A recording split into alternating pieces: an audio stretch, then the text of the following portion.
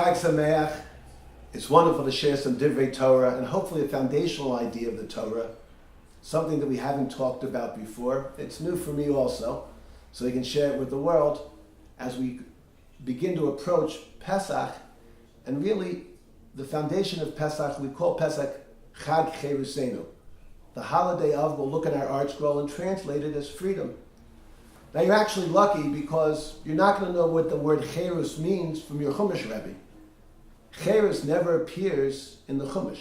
It's an unusual word that has to be investigated.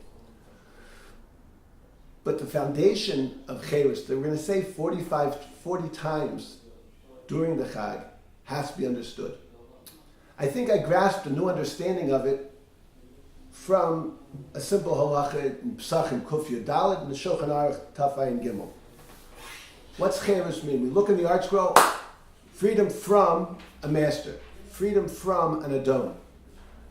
The halacha is brought down in Taf Ayin Gimel that at the beginning of the Seder, Mozgin lo kos rishon umekadesh elav.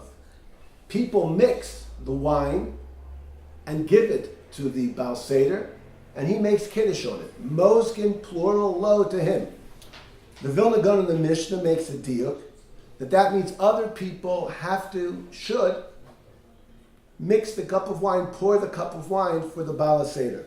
The Ramah brings that lahalacha, and he says, Ubal Abayis lo yimzog ba'atzmo, the Baal Abayis does not mix or pour the cup himself.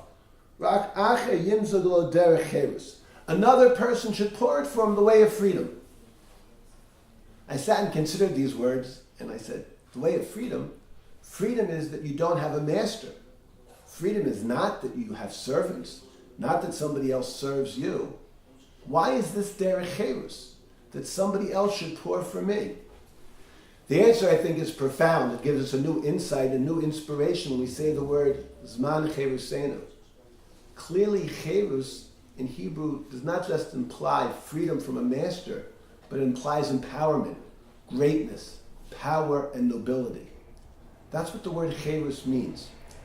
That's the way that the Shulchan Aruch Harav understands this deal. When the Shulchan Aruch Harav brings us halacha down in Taf Ayin Gimel, he says, derech cherus, the way of rulership and nobility. And that's what cherus means. Pesach is a time that we didn't just go free from Paro and free from Mitzrayim, but HaKadosh Baruch Hu opened up the Shemayim and gave us assistance through Nisim and Niflos, through Makos and Mana, through Torah and Moshe's leadership, that we had the power to change and to go free and to go create a new reality, a new Metzias. Perhaps the Pesach answers that question that's said over in the world. It's attached to Albert Einstein's name, but that's clearly false, but the idea is an essential idea. It's said over what's the most important decision a person can make in the world. The most important question to answer is, what kind of universe do we face? Is it an evil universe? Is it an indifferent universe? Or is it a supportive universe, a friendly universe? Pesach and Yetzias Mitzrayim teach us that it's a friendly, supportive universe.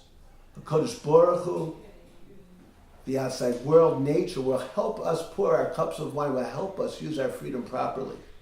That's the grandeur and greatness of Pesach. That's the grandeur and greatness of the message. That's the grandeur and greatness of being a Jew. Cherus does not just mean freedom from, but it means the nobility and the power to change and impact the world and build a world that expresses goodness and godliness in a very special way.